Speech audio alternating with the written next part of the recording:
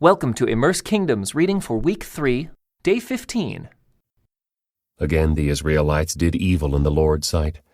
They served the images of Baal and Ashtoreth, and the gods of Aram, Sidon, Moab, Ammon, and Philistia. They abandoned the Lord and no longer served him at all. So the Lord burned with anger against Israel, and he turned them over to the Philistines and the Ammonites, who began to oppress them that year.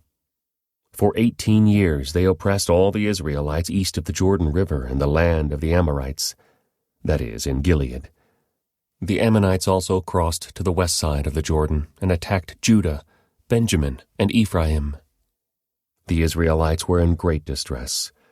Finally they cried out to the Lord for help, saying, "We have sinned against you, because we have abandoned you as our God, and have served the images of Baal." The Lord replied, "Did I not rescue you from the Egyptians, the Amorites, the Ammonites, the Philistines, the Sidonians, the Amalekites, and the Maonites? When they oppressed you, you cried out to me for help, and I rescued you. Yet you have abandoned me and served other gods. So I will not rescue you any more. Go and cry out to the gods you have chosen. Let them rescue you in your hour of distress." But the Israelites pleaded with the Lord and said, "We have sinned. Punish us as you see fit. Only rescue us today from our enemies." Then the Israelites put aside their foreign gods and served the Lord, and he was grieved by their misery. At that time the armies of Ammon had gathered for war and were camped in Gilead, and the people of Israel assembled and camped at Mizpah. The leaders of Gilead said to each other, "Whoever attacks the Ammonites first will become ruler over all the people of Gilead." Now Jephthah of Gilead was a great warrior. He was the son of Gilead, but his mother was a prostitute. Gilead's wife also had several sons, and when these half-brothers grew up, they chased Jephthah off the land. "You will not get any of our father's inheritance," they said, "for you are the son of a prostitute." So Jephthah fled from his brothers and lived in the land of Tob. Soon he had a band of worthless rebels following him. At about this time, the Ammonites began their war against Israel. When the Ammonites attacked, the elders of Gilead sent for Jephthah in the land of Tob. The elders said, "Come and be our commander. Help us fight the Ammonites." But Jephthah said to them, "Aren't you the ones who hated me and drove me from my father's house? Why do you come to me now when you're in trouble?" "Because we need you," the elders replied. "If you lead us in battle against the Ammonites, we will make you ruler over all the people of Gilead." Jephthah said to the elders, "Let me get this straight. If I come with you, and if the Lord gives me victory over the Ammonites, will you really make me ruler over all the people?" "The Lord is our witness," the elders replied. "We promise to do whatever you say." So Jephthah went with the elders of Gilead, and the people made him their ruler and commander of the army. At Mizpah, in the presence of the Lord, Jephthah repeated what he had said to the elders. Then Jephthah sent messengers to the king of Ammon, asking, "Why have you come out to fight against my land?" The king of Ammon answered Jephthah's messengers, "When the Israelites came out of Egypt, they stole my land from the Arnon River to the Jabbok River, and all the way to the Jordan. Now then, give back the land peaceably." Jephthah sent this message back to the Ammonite king.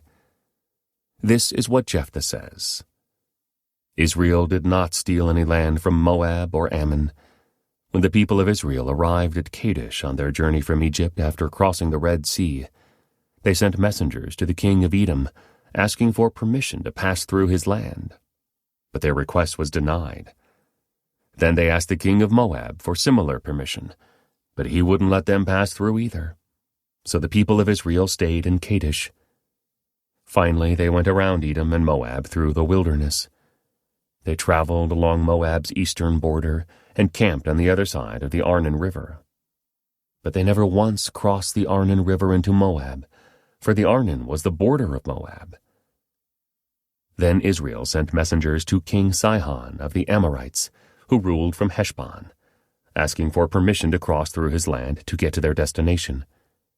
But King Sihon didn't trust Israel to pass through his land. Instead, he mobilized his army at Jahaz and attacked them. But the Lord, the God of Israel, gave his people victory over King Sihon. So Israel took control of all the land of the Amorites who lived in that region, from the Arnon River to the Jabbok River, and from the eastern wilderness to the Jordan. So you see, it was the Lord, the God of Israel, who took away the land from the Amorites and gave it to Israel. Why then should we give it back to you? You keep whatever your god Chemosh gives you, and we will keep whatever the Lord our God gives us. Are you any better than Balak, son of Zippor, king of Moab? Did he try to make a case against Israel for disputed land? Did he go to war against them?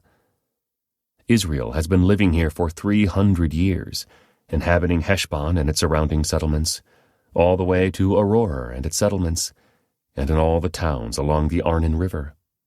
Why have you made no effort to recover it before now? Therefore, I have not sinned against you. Rather, you have wronged me by attacking me.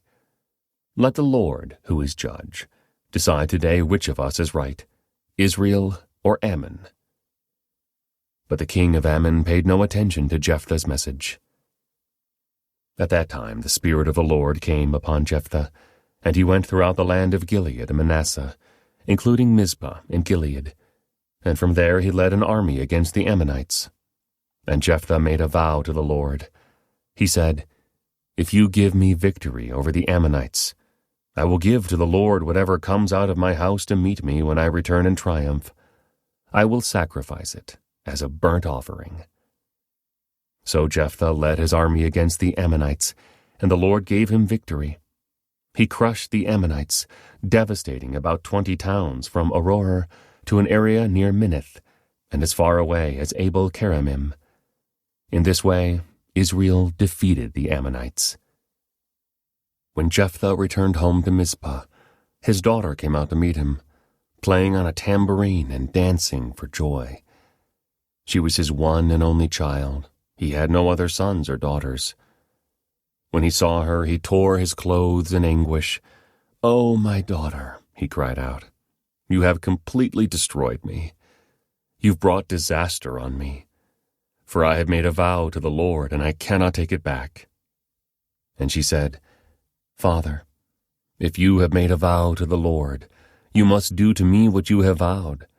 For the Lord has given you a great victory over your enemies, the Ammonites. But first let me do this one thing. Let me go up and roam in the hills and weep with my friends for 2 months, because I will die a virgin." "You may go," Jephthah said. And he sent her away for 2 months. She and her friends went into the hills and wept because she would never have children. When she returned home, her father kept the vow he had made, and she died a virgin. So it has become a custom in Israel for young Israelite women to go away for 4 days each year to lament the fate of Jephthah's daughter. Then the people of Ephraim mobilized an army and crossed over the Jordan River to Zaphon. They sent this message to Jephthah: "Why didn't you call for us to help you fight against the Ammonites? We're going to burn down your house with you in it." Jephthah replied, "I summoned you at the beginning of the dispute, but you refused to come. You failed to help us in our struggle against Ammon. So when I realized you weren't coming, I risked my life and went to battle without you, and the Lord gave me victory over the Ammonites. So why have you now come to fight me?" The people of Ephraim responded, "You men of Gilead are nothing more than fugitives from Ephraim and Manasseh." So Jephthah gathered all the men of Gilead and attacked the men of Ephraim and defeated them. Jephthah captured the shallow crossings of the Jordan River, and whenever a fugitive from Ephraim tried to go back across, the men of Gilead would challenge him. "Are you a member of the tribe of Ephraim?" they would ask. If the man said, "No, I'm not," they would tell him to say, "Shibboleth." If he was from Ephraim, he would say Sibboleth, because people from Ephraim cannot pronounce the word correctly. Then they would take him and kill him at the shallow crossings of the Jordan. In all, 42,000 Ephraimites were killed at that time. Jephthah judged Israel for 6 years. When he died, he was buried in one of the towns of Gilead. After Jephthah died, Ibzan from Bethlehem judged Israel. He had 30 sons and 30 daughters. He sent his daughters to marry men outside his clan, and he brought in 30 young women from outside his clan to marry his sons. Ibzan judged Israel for 7 years. When he died, he was buried at Bethlehem. After Ibzan died, Elon from the tribe of Zebulun judged Israel for 10 years. When he died, he was buried at Ajalon in Zebulun. After Elon died, Abdon, son of Hillel, from Pirathon, judged Israel. He had 40 sons and 30 grandsons, who rode on 70 donkeys. He judged Israel for 8 years. When he died, he was buried at Pirathon in Ephraim, in the hill country of the Amalekites. This concludes today's Immerse reading experience. Thank you for joining us.